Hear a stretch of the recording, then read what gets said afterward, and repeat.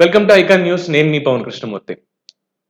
ఎన్నికల్లో పోటీ చేయబోయేటువంటి అభ్యర్థులను చూస్తుంటే నాకు జాలేస్తోంది. ఎందుకంటే ఎన్నికల కోడ్ అమల్లోకి వచ్చింది. ఎన్నికలకు సంబంధించి నోటిఫికేషన్ కూడా రేపు 18వ తేదీన ఏప్రిల్ 18న వస్తుంది అని చెప్పి చెప్తున్నారు.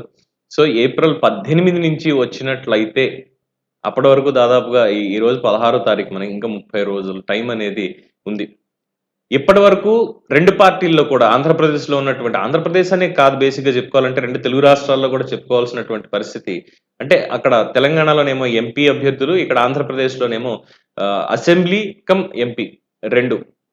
సో, ఈ అభ్యర్థులు మమ్మల్ని ప్రకటించేసేయండి, ప్రకటించేయండి, ఇంకా ఎంతకాలం నానుస్తారు, అది ఇది అని చెప్పి చాలా గట్టిగా ఒత్తిడి తీసుకొచ్చారు.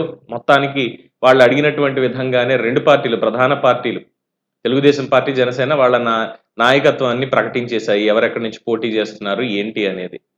ఇప్పుడు అభ్యర్థుల పరిస్థితి ఏంటయ్యా అంటే, ఎప్పుడో ఏప్రిల్ 18 నుంచి నామినేషన్లుంటాయి. ఏప్రిల్ 18 నుంచి నామినేషన్లు వేయడానికి కోసం ఇప్పటి నుంచి మార్చి 16వ తేదీ నుంచి కూడా వాళ్ళు ఎదురు చూస్తూ ఉండాలి. ఎదురు చూడటం మాత్రమే కాదు, ప్రజల్లోకి గట్టిగా తిరగాలి. తిరిగి ఖర్చు పెట్టుకోవాల్సిందే. తడిసి మోపెడవుతుంది. మొత్తానికి జగన్మోహన్ రెడ్డి గారు 175కి 175 సీట్లు కూడా ఫిల్ చేసేశారు.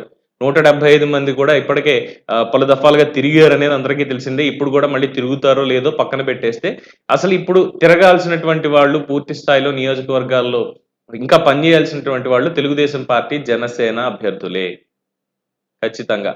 సో, ఈ 20 రోజులు లేదు, ఈ ఈ మొత్తం ఈ 30 రోజులు కూడా ఎన్నికల నోటిఫికేషన్ వచ్చి ఆ రోజు ఇంకా నామినేషన్స్ దాఖలు చేయడానికి ముందు, అంటే ఆల్మోస్ట్ ఏప్రిల్ 17వ తేదీ వరకు కూడా వీళ్ళ ఖర్చులు చూసుకుంటే అనుచరుల్ని, మీడియాల్ని, ప్రకటనలు, మొత్తం అన్నింటికి తడిసి మోపెడయ్యేటువంటి అవకాశం ఉందంటున్నారు.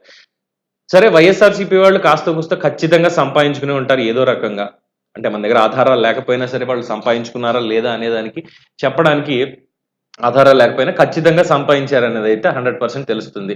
సో, వాళ్ళకేం పెద్ద ఇదుండదు. ఏదున్నా ప్రజల మీద ఏసేస్తారు. ఇంకా ఈ నెల రోజుల్లో ఉండేటువంటి ఖర్చు చూసుకున్నప్పుడు ప్రజల మీద ఏసేస్తారు. ప్రభుత్వమే చేసింది కదా అని చెప్పి ప్రతి చోట. జగన్మోహన్ రెడ్డి గారు చెప్పినట్టుగా ఇగో బటన్ నొక్కాను అన్నట్టుగా. కానీ తెలుగుదేశం పార్టీ, జనసేన వాళ్ళది అలా కాదే. ఆస్తులు పోయాయి, వ్యాపారాలు పోయాయి. ఎక్కడికక్కడ అన్నిటిని కట్టుకుంటూ వెళ్లారు, అమ్ముకుంటూ వెళ్లారు. ఇప్పుడు ఈ నెల రోజులు కూడా చచ్చి చెడి ఎలాగోలాగా చేయడానికి ఏముంది సోర్స్ వాళ్ళ దగ్గర? ఏం చేయగలుగుతారు? అలాగే మిగతా పార్టీల్లో ఉన్నటువంటి అభ్యర్థులు కూడా అసలు ప్రచారం ఈ 30 రోజుల పరిస్థితి ఉంటుంది. దాని తర్వాత మే 13 ఎన్నిక అవ్వడానికి ముందున్నటువంటి టైము, ఎప్పుడు ప్రచారం ఆపాలి అనేటువంటి టైం ఎలక్షన్ కమిషన్ వాళ్ళు చెప్తారు ఎలాగో. ఎన్నికలకి 2 రోజుల ముందు ప్రచారం ఆపేయాలని జెప్పి. బట్ ఇప్పటి నుంచి చేసేది, ఇప్పటిదాకా అయిందంతా ఒక ఎత్తయితే, ఈ 30 రోజుల్లోనే అయ్యేటువంటిది ఇంకొక ఎత్తులా కనిపిస్తుంది. జేబులు గుల్ల తప్ప ఏం మిగలట్లేదు. అందుకే ఇప్పటివరకు పేర్లు ఎవరివైతే అనౌన్స్ చేయలేదో వాళ్ళు మాత్రం చాలా హ్యాపీగా ఫీల్ అవుతూ ఉంటారు. హమ్మయ్య! నా పేరు ఇంకా అనౌన్స్ చేయలేదు. దయచేసి వద్దు, నామినేషన్‌లు ఇవ్వడానికి ముందు ఒక 2 రోజుల ముందో ఎప్పుడో చెప్తే చాలు. నేను ఇక్కడ గ్రౌండ్ లెవెల్‌లో ఏదో తిరగాల్సింది తిరుగుతూ ఉంటాను అంతే తప్ప, ఈ సభలు, సమావేశాలు ఇవన్నీ ఇప్పటి నుంచి నేను పెట్టుకుంటూ వెళ్ళాలంటే నా వల్ల కాదు అనుకునే వాళ్ళే చాలా మంది ఉన్నారు అనేది చెప్తున్నటువంటి విషయం. చూద్దాం. అభ్యర్థులు ఈ పార్టీ మార్పులు గూడా ఉండేటువంటి అవకాశాలున్నాయి. అలాగే డ్రాప్ అయ్యేటువంటి అవకాశాలు గూడా ఉన్నాయి. నాకు అవసరం లేదు అభ్యర్థిత్వం అనేటువంటి అవకాశాలు గూడా ఉన్నాయనేది చాలా మందికి ఉన్న ఒక అభిప్రాయం. మరి అలా మార్పులు, చేర్పులు ఏమైనా ఉంటాయా? అసలు రాజకీయాల నుంచి నేనెళ్ళిపోతున్నాను పక్కకనే వాళ్ళు గూడా ఏమైనా ఉంటారా?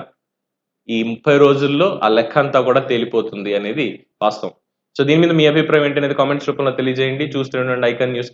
నేను మీ పవన్ కృష్ణమూర్తి.